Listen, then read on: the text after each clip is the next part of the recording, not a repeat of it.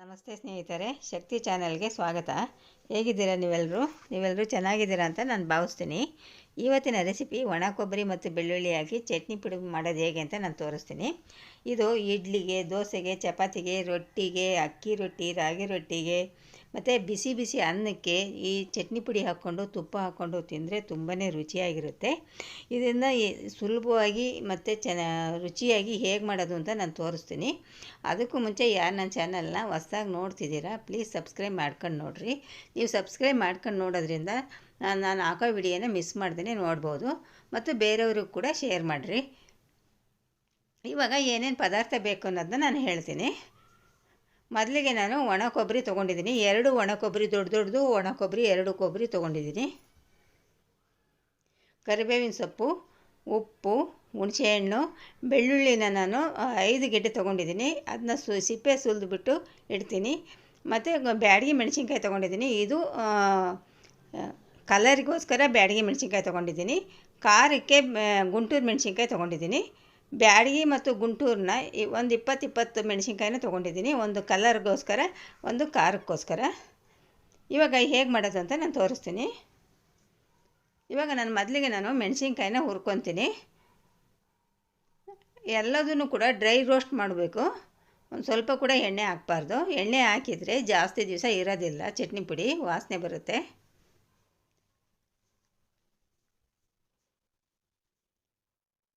ಇದನ್ನೆಲ್ಲ ಸಣ್ಣ ಉರಿ ಇಟ್ಕೊಂಡು ಹುರಿರಿ.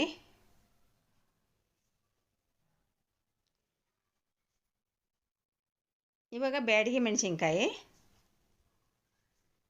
ಈ ಬ್ಯಾಡಗಿ ಮೆಣಸಿನ್ಕಾಯಿ ಹಾಕೋದ್ರಿಂದ ಚಟ್ನಿ ಪುಡಿ ತುಂಬ ಕಲರ್ ಬರುತ್ತೆ, ಚೆನ್ನಾಗಿರುತ್ತೆ ಮತ್ತು ರುಚಿ ಕೂಡ ಇರುತ್ತೆ ಬ್ಯಾಡಗಿ ಮೆಣಸಿನ್ಕಾಯಿದು.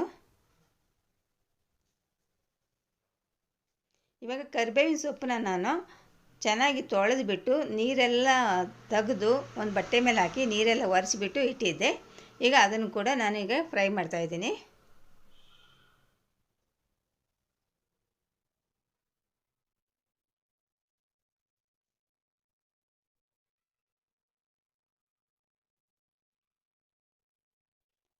ಇವಾಗ ಹುಣಸೆಹಣ್ಣಲ್ಲಿ ಕೂಡ ತೇವಾಂಶ ಇರಬಾರ್ದು, ಅದನ್ನು ಕೂಡ ಫ್ರೈ ಮಾಡಬೇಕು.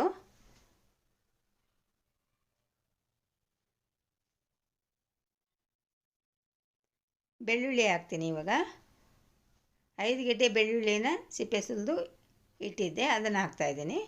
ಅದು ಕೂಡ ತೇವಾಂಶ ಹೋಗಬೇಕು, ನೀರಿನಂಶ ಹೋಗಬೇಕು. ಈ ಥರ ಎಲ್ಲ ಡ್ರೈ ರೋಸ್ಟ್ ಮಾಡೋದ್ರಿಂದ ನಾವು 1 ತಿಂಗಳು, 1.5 ತಿಂಗಳು, 2 ತಿಂಗಳವರೆಗೂ ಕೂಡ ನೀವು ಹೊರಗಡೆನೇ, ಫ್ರಿಡ್ಜೇನು ಅಲ್ಲದೇ ಹೊರಗಡೆನೇ ಸ್ಟೋರ್ ಮಾಡಿ ಇಟ್ಕೋಬೋದು. ತೇವಾಂಶ ಎಲ್ಲ ನಾವು ಫ್ರೈ ಮಾಡಿ ತೆಗೆದುಬಿಟ್ಟಿರ್ತೀವಿ, ಅದರಿಂದ ಕೆಡೋದಿಲ್ಲ, ಸ್ಮೆಲ್ ಬರೋದಿಲ್ಲ ಒಣ ಕೊಬ್ಬರಿದು.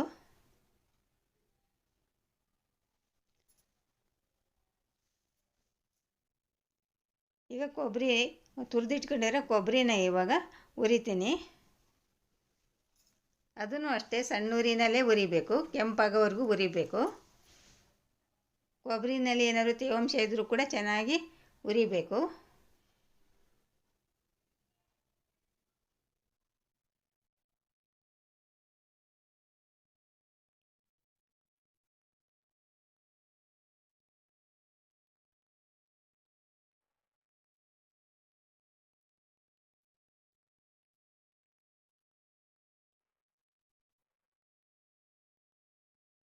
ನೋಡಿ, ಇವಾಗ ಹುರಿದಾಗಿದೆ. ಇದನ್ನೆಲ್ಲ ತಣ್ಣಗೆ ಮಾಡಿಬಿಟ್ಟು ನಾವು ಮಿಕ್ಸಿ ಜಾರಿಗೆ ಹಾಕಬೇಕು. ಇವಾಗ ತಣ್ಣಗಾಗಿದೆ. ಇವಾಗ ಮಿಕ್ಸಿ ಜಾರಿಗೆ ಮೊದಲು ಮೆಣಸಿನ್ಕಾಯಿನ ಹಾಕ್ತೀನಿ.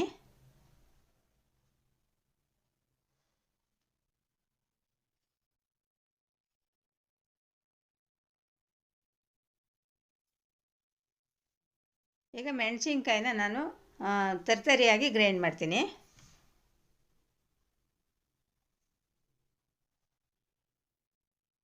ಇವಾಗ ಕರಿಬೇವಿನ ಸೊಪ್ಪು ಹಾಕ್ತಾಯಿದ್ದೀನಿ, ಹುರಿದಿಟ್ಕೊಂಡಿರೋ ಕರಿಬೇವಿನ ಸೊಪ್ಪು.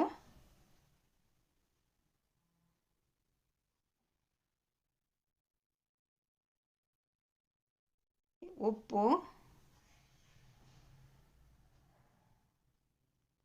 ಹುಣಸೆಹಣ್ಣು ಮತ್ತು ಬೆಳ್ಳುಳ್ಳಿ,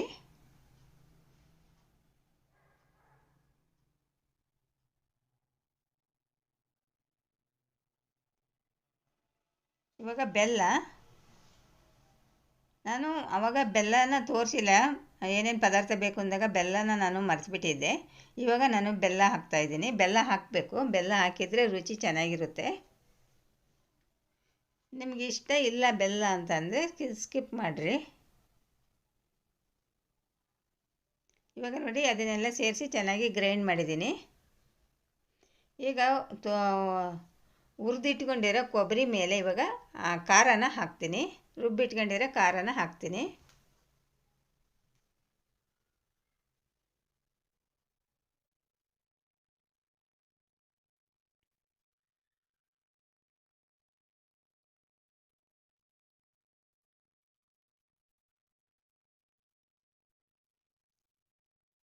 ಇವಾಗ ಖಾರ ಹಾಕಿದ ಮೇಲೆ ಚೆನ್ನಾಗಿ ಕೈಯಿಂದನೇ ಚೆನ್ನಾಗಿ ಮಿಕ್ಸ್ ಮಾಡ್ತೀನಿ. ಕೊಬ್ಬರಿ ಮತ್ತು ಖಾರ ಚೆನ್ನಾಗಿ ಮಿಕ್ಸ್ ಆಗಬೇಕು.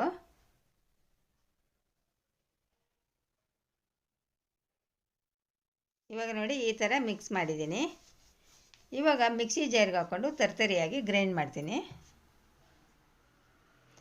ನಾನು 2 ಸಾರಿ ಗ್ರೈಂಡ್ ಮಾಡ್ತೀನಿ. ಕ್ವಾಂಟಿಟಿ ಸ್ವಲ್ಪ ಜಾಸ್ತಿ ಇರೋದ್ರಿಂದ 2 ಸಾರಿ ಗ್ರೈಂಡ್ ಮಾಡಬೇಕಾಗುತ್ತೆ.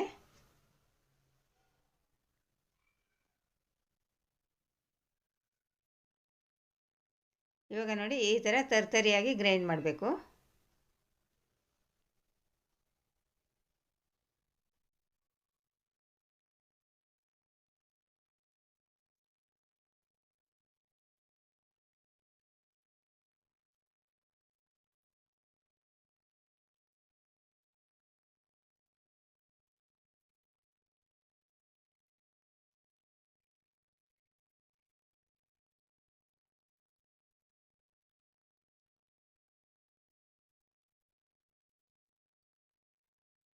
ಇವಾಗ ಗ್ರೈಂಡ್ ಮಾಡಿದ ಮೇಲೆ ಚೆನ್ನಾಗಿ ಮಿಕ್ಸ್ ಮಾಡ್ತೀನಿ.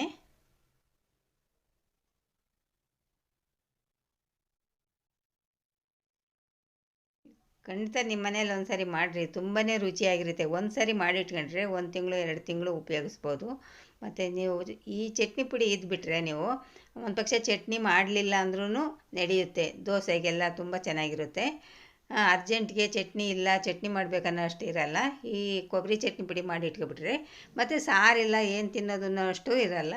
ನೀವು ಬಿಸಿ ಅನ್ನ ಮಾಡಿಕೊಂಡು ಈ ಚಟ್ನಿ ಪುಡಿ ತುಪ್ಪ ಹಾಕ್ಕೊಂಡು ತಿಂದ್ರೂ ತುಂಬ ಚೆನ್ನಾಗಿರುತ್ತೆ. ನೋಡಿ, ಒಣ ಕೊಬ್ಬರಿ ಬೆಳ್ಳುಳ್ಳಿ ಹಾಕಿ ಚಟ್ನಿ ಪುಡಿ ರೆಡಿ ಆಯಿತು.